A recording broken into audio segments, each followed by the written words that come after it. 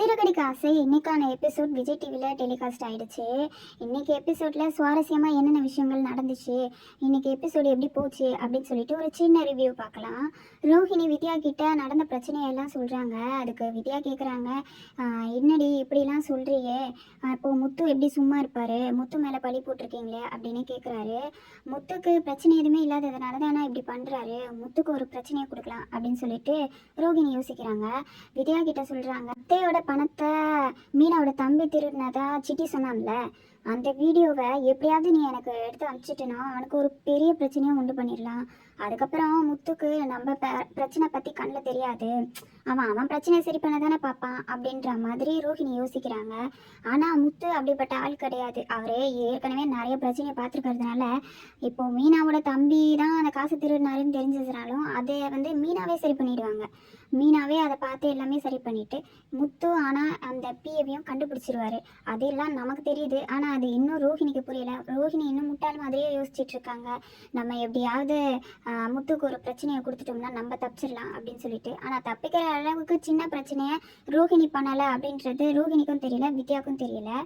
அதுக்கப்புறம் முத்து கோயிலில் போய் விசாரிக்கிறாரு யார் அந்த சாமியார்னு சொல்லிட்டு. அப்போ தான் அது போலி சாமியார்னு தெரிஞ்சு அவர் நேற்றே அடி வாங்கிட்டு போனாருன்னு சொல்லிட்டு ஒரு வீடியோவையும் கோயிலில் இருக்கவங்க காட்டுறாங்க. அதை பார்த்துட்டு, ஓ இவன் தானா, இவனை எனக்கு ஏற்கனவே தெரியும், என்கிட்ட 2 வாட்டி அடி வாங்கியிருக்கான், அந்த காண்டில் தான் நம்மளை போட்டு கொடுத்துருக்கான்னு சொல்லிட்டு முத்துவும் புரிஞ்சுக்கிறாரு. இவனை எங்கேயாவது ரோட்டில் பார்த்தா கண்டிப்பாக எனக்கு அடையாளம் தெரியும் அப்படின்னு அவரை சவாரி கூப்பிட்றாங்கன்னு சொல்லிட்டு சவாரிக்கு வந்துடுறாரு. சவாரியா யார் வந்திருக்கான்னு பார்த்தீங்கன்னா வித்யா தான் வந்திருக்காங்க. எதுக்காகனா முத்துவோட மொபைலில் இருக்க வீடியோவை எடுக்கிறதுக்காக. இந்த ஐடியாவெல்லாம் ரோஹிணி தான் வித்யாவுக்கு கொடுத்துருக்காங்க.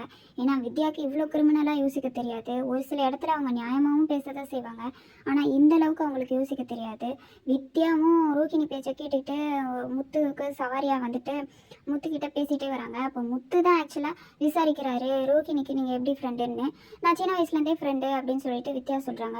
அப்போ நீங்கள் மலேசியாவில் இருந்தீங்க அப்படின்றாங்க.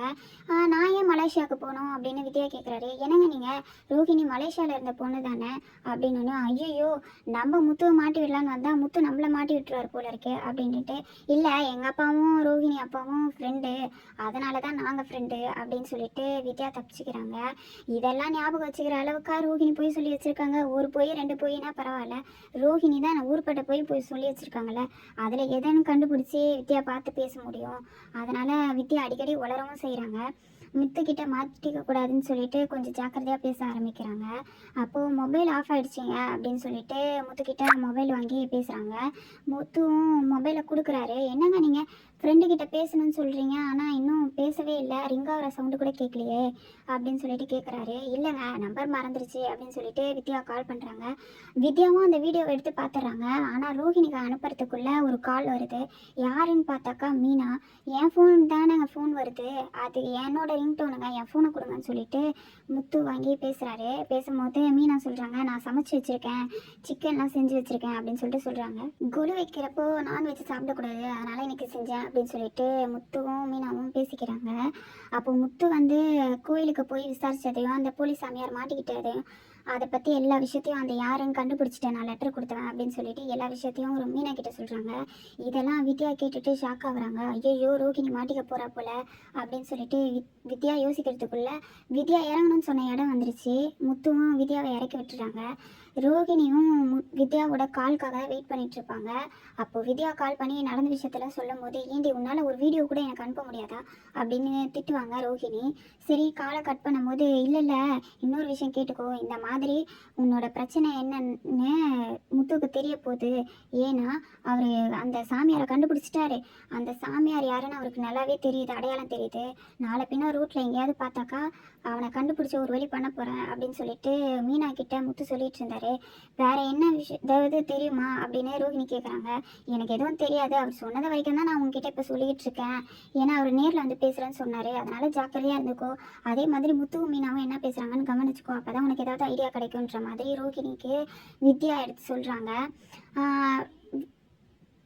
எல்லாரும் லஞ்ச் சாப்பிட்டுட்டு இருக்காங்க. அப்போ முத்து அங்கே வராரு. முத்து வந்து சொல்கிறாரு, டேய் மனோஜ் உன்னை தாண்டா நான் தேடிட்டு இருந்தேன் அப்படின்னு. என்னடானா நீ லெட்ரு யாரோ கொடுத்தாங்கன்னு சொன்னல, நாங்கள் தானே கொடுத்தேன், ஆனால் நீ டவுட் பட்ட அப்படின்னாரு. நான் டவுட்லாம் படலடா, இப்போ கூட உன்னை தாண்டா சொல்கிறேன் அப்படின்னு. அதான் என்ன தானே சொல்கிறேன் நீனு, ஆனால் அந்த சாமியார் யாருன்னு நான் கண்டுபிடிச்சிட்டேன். அவன் ஒரு பெரிய ஃப்ராடான். அவனை ஏற்கனவே நான் 2 தடவை பார்த்துருக்கேன். 2 தடவை என்கிட்ட அடி வாங்கிட்டு போயிருக்கான். இந்த வாட்டி எங்கேயாவது ரோட்டில் பார்த்தனா அவனை கூட்டிகிட்டு வந்து நான் முன்னாடி நிறுத்துறேன் பாரு அப்படின்னு சொல்கிறாரு. அப்போ தான் எல்லாருக்கும் முத்து லெட்ரு கொடுக்கல அப்படின்னு சொல்லிட்டு தெரிய வருது. ஆனால் ரோஹிணி முகமே மாறிடுது. ஏற்கனவே விஜயாவும் மனோஜும் ரோஹிணியோட முகத்தை பார்த்துட்டே தான் இருக்காங்க. முத்துக்கும் ரோஹிணி மேலே தான் டவுட்டு. ஏதோ ஒரு விஷயம் நடக்குது, ரோஹிணி மறைக்கிறா அப்படின்றது முத்துக்கு ஸ்டார்டிங்லேருந்தே இருக்குது. ஆனால் இப்போ மட்டும் அந்த சாமியாராக நடித்த பிஏ மட்டும் முத்துக்கிட்ட மாட்டிக்கிட்டா ரோஹிணியோட நாடகம் எல்லாமே தெரிய வந்துடும். ஆனால் அதுக்குள்ளே ரோஹிணி முத்துவோட வீடியோ எடுத்து பிரச்சனை பண்ணுவாங்களா என்னன்றதும் தெரியலை.